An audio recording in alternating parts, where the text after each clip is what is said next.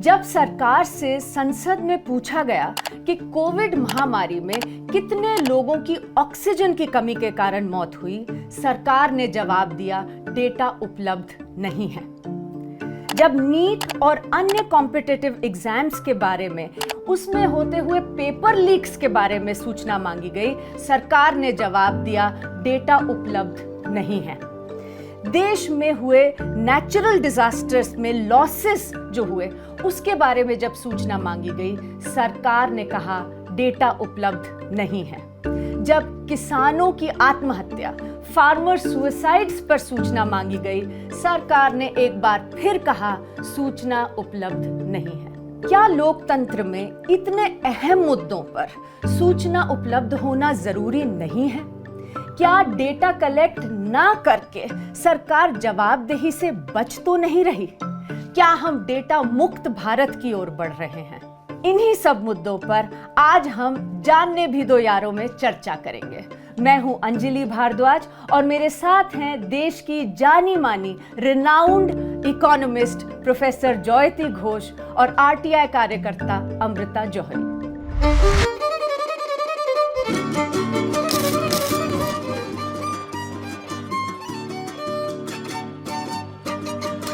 हमारे देश का सबसे बड़ा डेटा सेट, सबसे जरूरी डेटा सेट है सेंसस, जनगणना।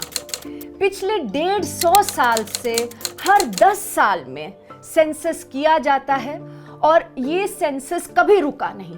चाहे फैमिन हो, चाहे वर्ल्ड वॉर हो, हर 10 साल पर सेंसस किया जाता है। लास्ट सेंसस 2011 में हुआ, लेकिन पहली बार 2021 में 150 साल में पहली बार ऐसा हुआ कि सेंसस नहीं किया गया। सरकार ने कहा कि कोविड महामारी है, इसलिए इसे डिले किया जाएगा। लेकिन आज हम 2025 में बैठे हैं, सब कुछ सामान्य रूप से चल रहा है, आज भी सेंसस होने का कोई संकेत नहीं है। सेंसस में बहुत सी जानकारी इकट्ठी की जाती है जो बहुत इंपॉर्टेंट है ग्राउंड लेवल से। जनसंख्या क्या है देश की, सेक्स रेशो क्या है देश में, धर्म के बेसिस पर, आधार पर जो गणना है वो इकट्ठी की जाती है, लिटरेसी लेवल्स इकट्ठे किए जाते हैं, तमाम सूचनाएं इकट्ठी की जाती हैं। जयती, अब 14 साल से ये सारी एक्सट्रीमली इम्पॉर्टेंट जो सूचनाएं हैं ये इकट्ठी नहीं की गई हैं क्योंकि सेंसस नहीं हुआ है। तो आपके मुताबिक इसका क्या प्रभाव पड़ रहा है हमारे देश में गवर्नेंस पे, पॉलिसी मेकिंग पे, आप बताएं। मुझे तो ये इतना अजीब लगता है कि कोई सरकार सोच भी सकता है कि वो देश चला सकता है ये सब जानने के बिना।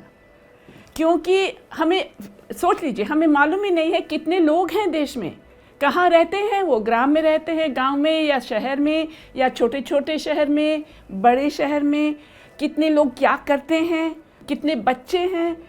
और ये अगर नहीं मालूम, और बाकी जो सेंसस में और भी दिखाते हैं कैसे रहते हैं, किस टाइप का घर है, वो जो बिजली है कि नहीं, पानी आती है कि नहीं, वहाँ पे टॉयलेट है कि नहीं, ये सारी चीज़ें, ये आंकड़े सेंसस में आ जाते हैं। ये बहुत ज़रूरी है कोई भी अगर देश चलाएं। और राज्य सरकार वाले बहुत दिन से कह रहे हैं कि हमें भी खुद नहीं मालूम हमारे राज्य में कितने लोग हैं, हम कैसे संभालें। हमारी कुछ नीतियाँ हैं, जैसे मान लीजिए खाद्य सुरक्षा जो है, अब हमने तय किया है कि 80% उस टाइम 2011 के 80% लोग को मिलेगा कुछ सब्सिडाइज जो खाना मिलता है, हाँ, मगर राशन की दुकानों से। मगर फ़िलहाल क्या है कि उसके बाद तो आबादी बढ़ गई। हमें एग्जैक्ट मालूम नहीं है कितना बड़ा है, मगर हमें अंदाज़ है कि कम से कम 10 करोड़ तो बढ़ा होगा ही, और उससे ज़्यादा ही शायद बढ़ा। मगर हमें ये नहीं मालूम कि इनमें से कितने लोगों को ये मिलनी चाहिए और अभी मिल नहीं रहा है। तो एक बहुत बड़ी चीज़ है कि ये सेंसस ना होने के कारण बहुत लोगों को जिनकी एंटाइटलमेंट है, जिनकी अधिकार है, अपना अधिकार नहीं मिल रहा है। और एक ही बात देखिए, जैसे हमारा नरेगा स्कीम है, अब वहाँ वो भी सेंसस बेस पे ही है। आम जनता की अधिकार नहीं मिल रहा है इसी वजह से, क्योंकि सेंसस नहीं हुआ है।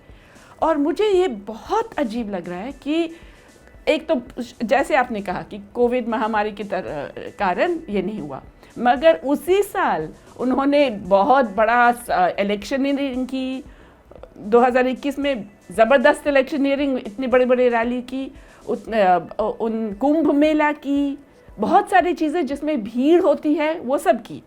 अब इसमें भीड़ लगने की कोई सवाल नहीं है, इसमें तो बस लोग जाएंगे घर घर और पूछेंगे, तो वो तो बिल्कुल हो ही सकता था और बाकी देशों में हुआ ही, हमसे गरीब देशों में हुआ है।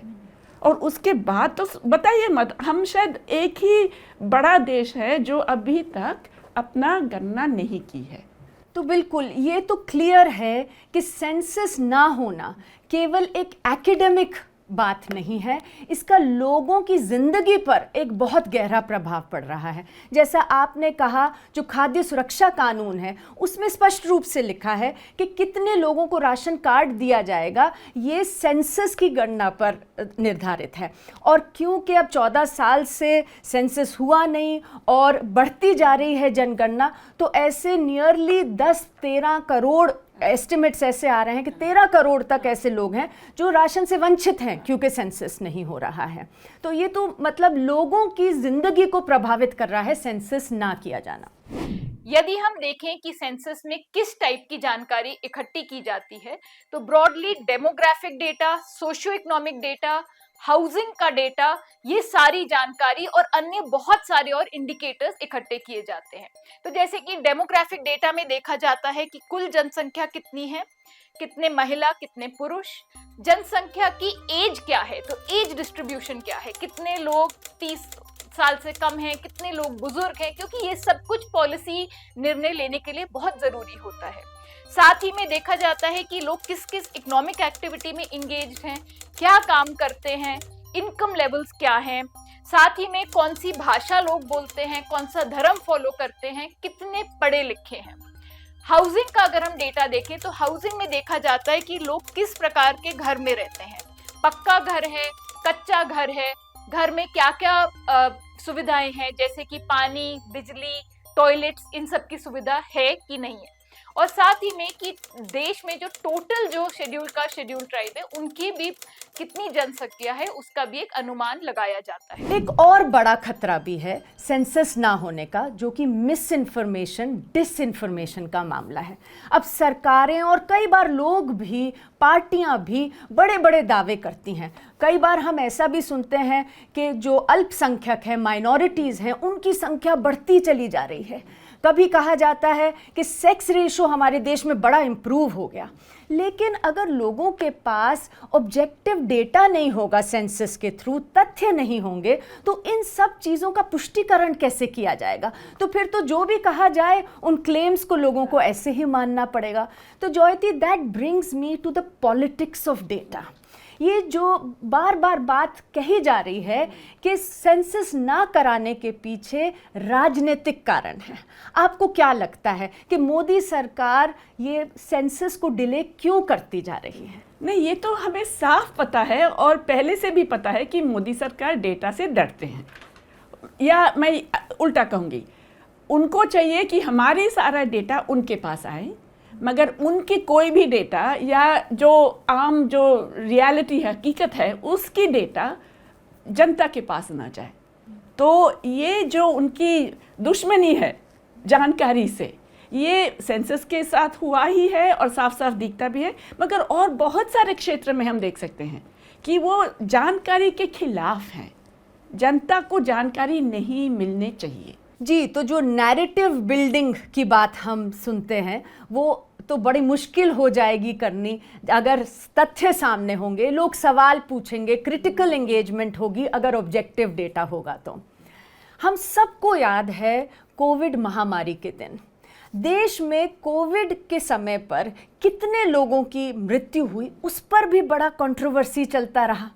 अब आप तो जानती हैं कि पूरे विश्व में कोविड महामारी हुई, इतने लोग मरे, लेकिन हमारे देश में उस पर एक बड़ा चार्ज लगा कि जो डेथ्स हुई उनको अंडर रिपोर्ट किया गया।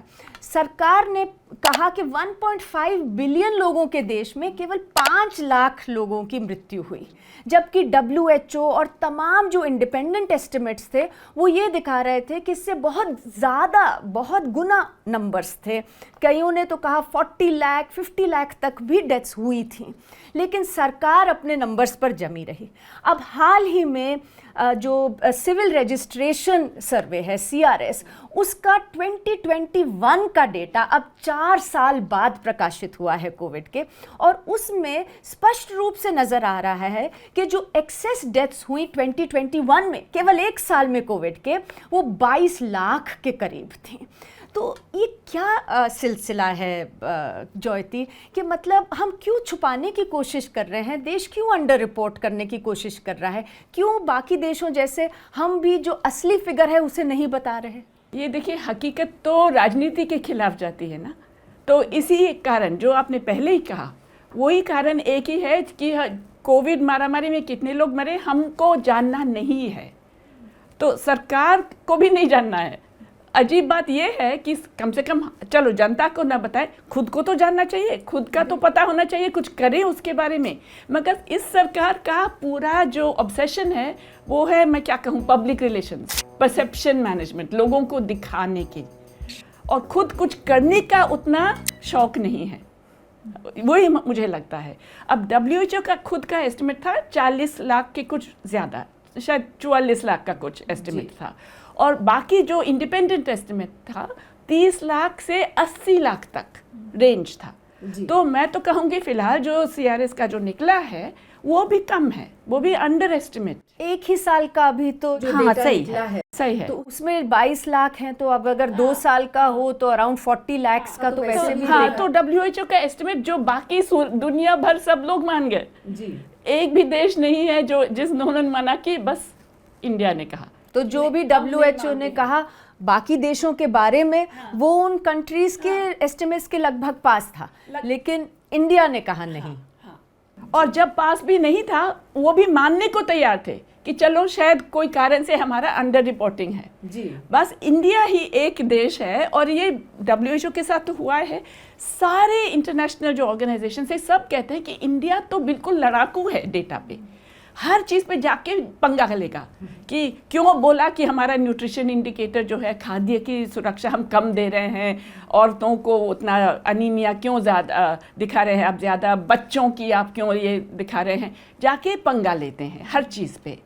और मतलब बहुत सारे इंडिकेटर्स जो इंटरनेशनली एक्सेप्टेड हैं, मेथडोलॉजी सबको, मतलब कैसे बनाया जाता है डेटा सबको अच्छी तरह मालूम है, सारे देश मान लेते हैं, बस भारत सरकार इसके खिलाफ है और हर चीज़ पे जाके लड़ता है जी। तो मतलब जो भी इनकन्वीनियंट डेटा है, आपका कहने का मतलब है, जो दिखा रहा है कि देश में सब ठीक से नहीं चल रहा, उसके ऊपर सरकार जो है it digs in its heels और दबाव बनाती है कि ये डेटा अब बदली है। यही नहीं, 2017-18 में जो हाउस होल्ड कंज्यूमर एक्सपेंडिचर सर्वे भी हुआ, उसकी भी जो फाइंडिंग्स थी, क्योंकि वो इनकन्वीनियंट एक तरीके से थी, उसमें दिख रहा था कि कंजम्पशन लोगों की कम हो गई, पॉवर्टी शायद बढ़ गई है, उसे कभी निकाला ही नहीं गया, उसे जंक कर दिया गया। जो PLFS का सर्वे है, लेबर का जो सर्वे है, उसके साथ भी यही हुआ। तो ये क्या चल रहा है ज्योति, मतलब डिले किया जा रहा है, डेटा सेट्स को निकाला ही नहीं जा रहा, या फिर डिले कर दिया जाता है? डिले क्यों किया जाता है? नहीं, डिले इसलिए किया क्योंकि वो, जैसे आपने कहा कि वो इनकन्वीनियंट था, मतलब सरकार जो बोलना चाह रहे थे उसका उल्टा दिखा रहा था। और वो जो 2017-18 में जो गरीबी बढ़ना या रोज़गार कम हो जाना, ये कोई आश्चर्य की बात नहीं थी, क्योंकि उसके पहले ही हमारा जो डिमोनेटाइजेशन हुआ था, सबको मालूम है उसका असर क्या था। उसके बाद ही 6-7 महीने बाद ही GST का वो हुआ, वो भी बहुत ज़बरदस्त छोटे उद्योगों पे बहुत बुरा असर पड़ा। तो ये जो मतलब दिखाए हैं कि गरीबी बढ़ गई है, विशेष करके ग्रामीण क्षेत्र में, और जो छोटे उद्योगों पे असर पड़ा है, इसीलिए रोज़गार भी कम हो गया है, ये सारी चीज़ें उनको अच्छा नहीं लगा, तो पूरा इसका दबाव कर दी।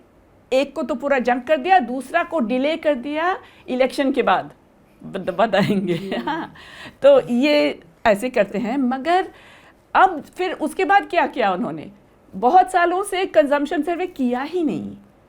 आखिरकार जब किया 2022-23 में, और अभी एक 2023-24 का एक वो अभी आंकड़े पूरा निकले नहीं मगर किया है, उसमें पूरा मेथड बदल दिया।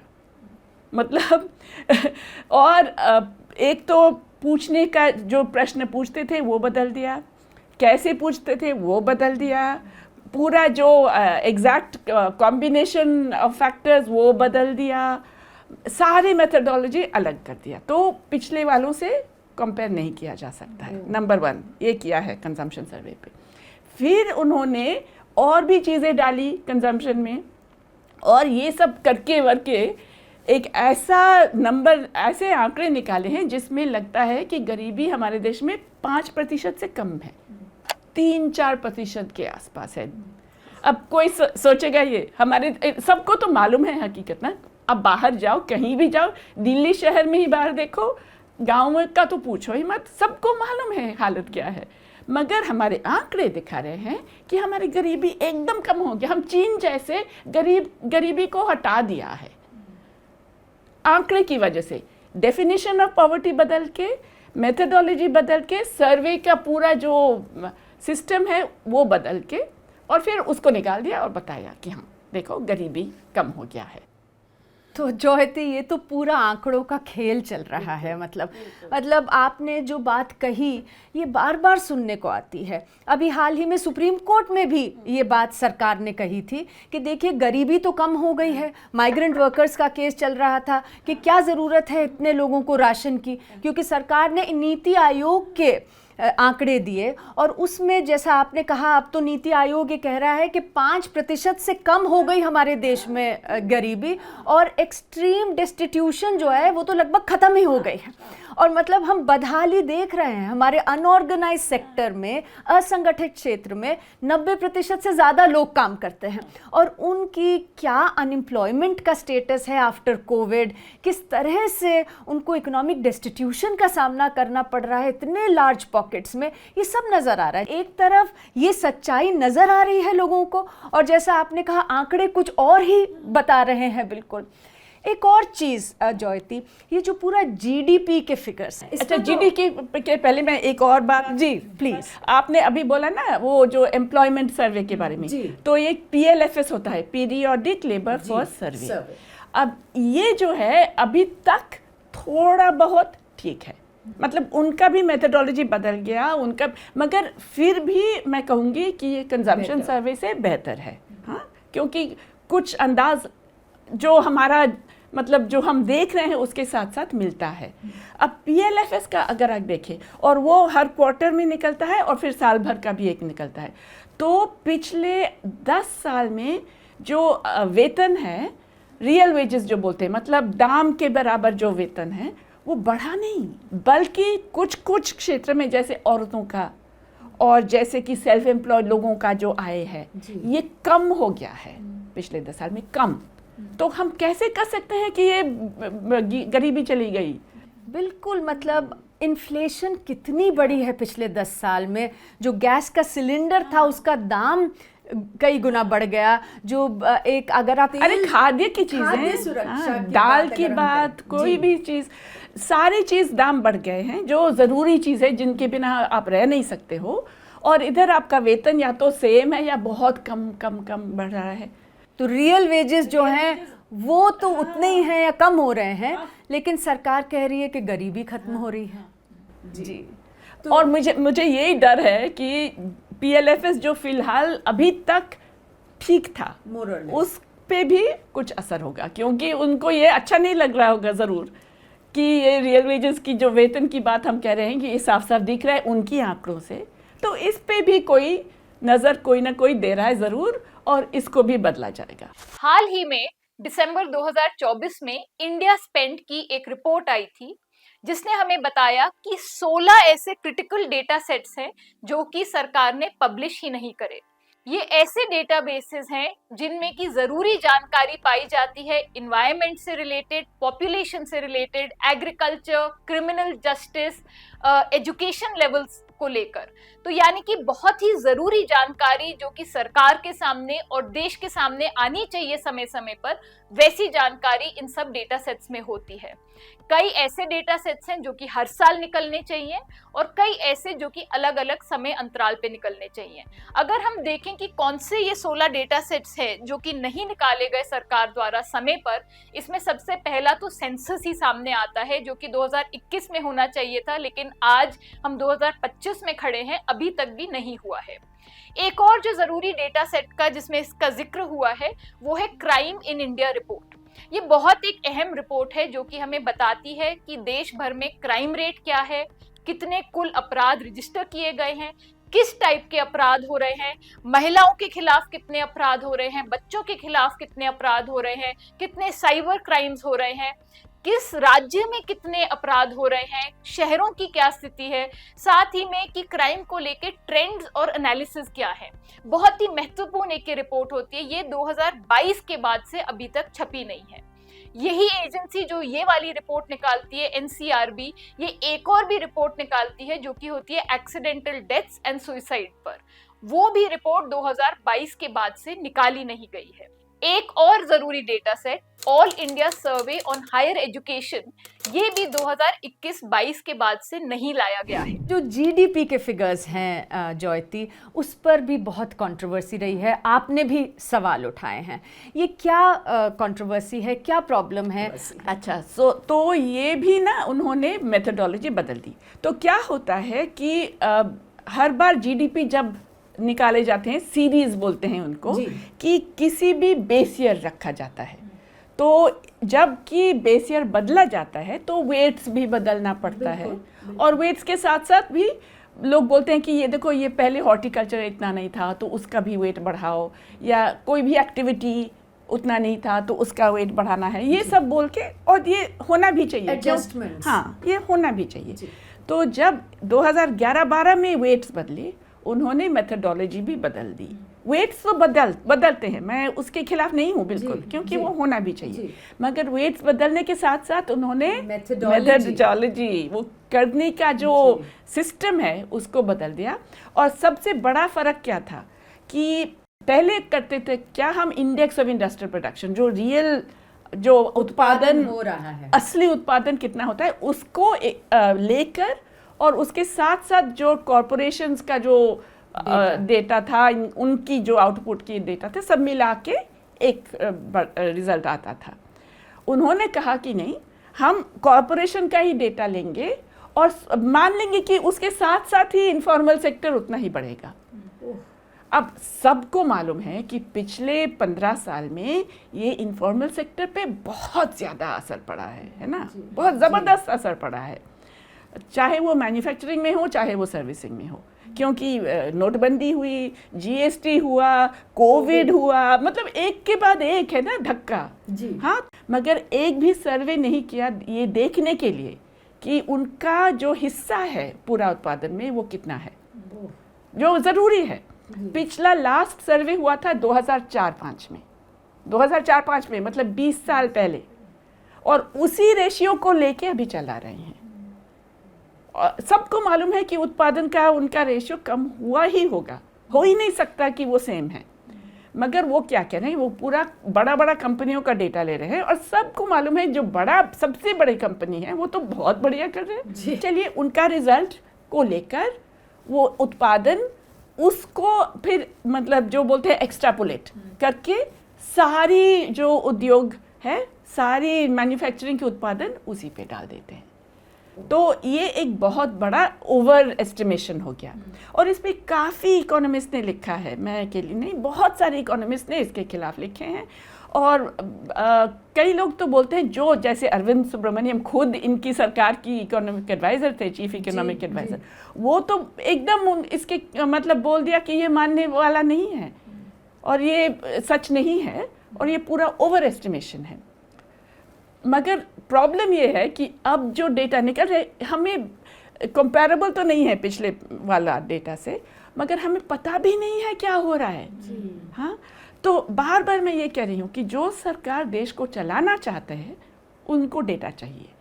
जो सरकार को देश चलाने में उतना वो शौक नहीं है, देश को क्या कहूँ मैं, उल्लू बनाना शौक है, देश को किसी तरह से भुलाना शौक है, उनको ये सब डेटा नहीं चाहिए या उसको मतलब फज करना है। तो मतलब ये जो प्रोपोगेंडा एक तरीके से किया जा रहा है, ये जो आंकड़े हैं, और ये तो बहुत ही कंसर्निंग बात आपने बताई ज्योति, बिकॉज अगर हमें रियलिटी ही नहीं पता होगी फिर, और तो पब्लिक ट्रस्ट का फिर फाइनली क्या होगा, लोगों को कैसे समझ आएगा, वो कैसे इंगेज करेंगे, और सरकार कैसे फिर सही से चल सकती है लोकतंत्र में। तो आप अगर सोचते हैं कि हमारा सबसे बड़ा गोल है जीतना, चुनाव जीतना और पावर में रहना, तो अगर ये ही गोल हो तो फिर आपको नहीं चाहिए सच, आपको चाहिए ऐसी चीज़ें जो लोगों को किसी न किसी तरीके से समझाएं कि चलो आपकी हालत ख़राब है, आपको आपके बच्चे को नौकरी नहीं मिल रहा है, आपको खाने की चीज़ें का दाम बहुत ज़्यादा बढ़ गया है, आपका वेतन कम हो रहा है, मगर आप अकेले हो या आप जैसे बहुत कम लोग हैं, वैसे तो बहुत बढ़िया कर रहे हैं इकोनॉमी, वैसे तो जीडीपी बहुत बढ़ रहा है, प्रगति बहुत हो रहा है, हमारे इतना चारों तरफ विकास हो रहा है, आप भी अनलकी हो। अगर ये सब लोगों को समझा पाए फिर तो उतना प्रॉब्लम नहीं होगा ना, भ्रमित कर सकते हाँ। हैं। बिल्कुल। अब हम बढ़ते हैं अगले सत्र की ओर, जिसमें देश भर में पारदर्शिता से, ट्रांसपेरेंसी से जुड़े हुए जो मामले हैं उन पर हम चर्चा करेंगे।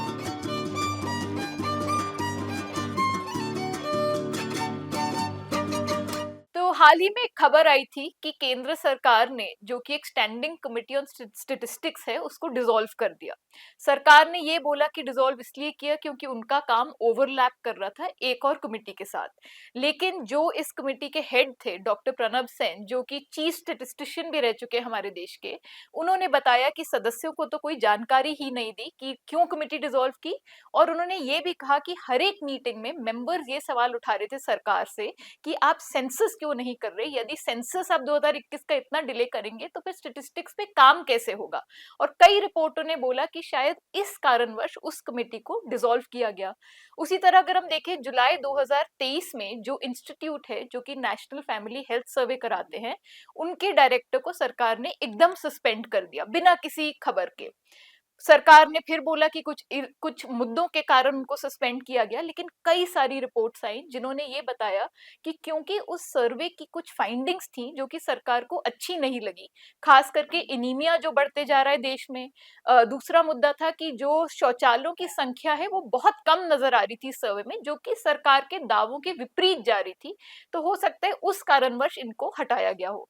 तो ज्योति, जितने भी ये इंस्टीट्यूशंस हैं जिनका काम है देश में डेटा इकट्ठा करना, एनालाइज करना, देश के सामने और सरकार के सामने उनको रखना, यदि उन सब में इतना ज्यादा एक तरीके का हस्तक्षेप चलेगा तो आप इसको कैसे देखते हैं कि क्या इम्पैक्ट होता है इस सब का? इसका तो इम्पैक्ट पूरा है विनाश, पूरा डिस्ट्रक्शन है। और ये इतनी बड़ी दुख की बात है क्योंकि हमारी देश इंडिया की जो स्टैटिस्टिकल सिस्टम थी वो तो मैं कहूँगी दुनिया में एक एग्जाम्पल थी कि एक गरीब देश में इतना अच्छा, इतना बढ़िया, इतना अप्रोप्रिएट मेथडोलॉजी के साथ एक स्टैटिस्टिकल सिस्टम बन सकता है।